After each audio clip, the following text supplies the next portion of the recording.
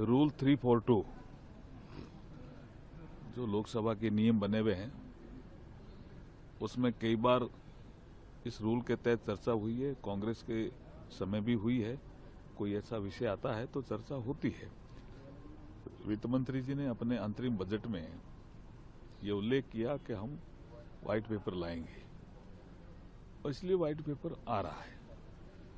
अब इसमें उन्होंने क्या देखा क्या नहीं सोचा मेरे समझ में नहीं आ रहा कि जो आपके समय बैड गवर्नेंस हुआ था इकोनॉमी को लेकर के, जिसके कारण आप इकोनॉमी में 5 फ्रेजाइल की श्रेणी में पहुंच गए थे और अब हम टॉप 5 इकोनॉमी में पहुंच गए हैं, तो देश को ये जानने का हक तो है ना कि नरेंद्र मोदी जी ने ऐसी क्या नीतियां बनाई, क्या होलिस्टिक अप्रोच ली, क्या होल ऑफ गवर्नमेंट अप्रोच ली, जिससे हम टॉप 5 इकोनॉमी में पहुंच गए। ये देश को जानने का हक है और लोकसभा के माध्यम से ये बेस्ट प्लेटफॉर्म है। दिक्कत क्या है इनको?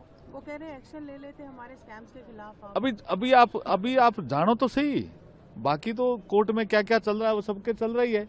अब मैं जैसे बीकानेर जाता हूँ, मुझे भी आज सुबह किसी ने पूछा कि रॉबर्ट वाड्रा का क्या हो रहा है। अब कोई आदमी कोर्ट से स्टे लेके बैठा है, उसका हम क्या कर सकते हैं जी? बाकी केस तो चल ही रहा है।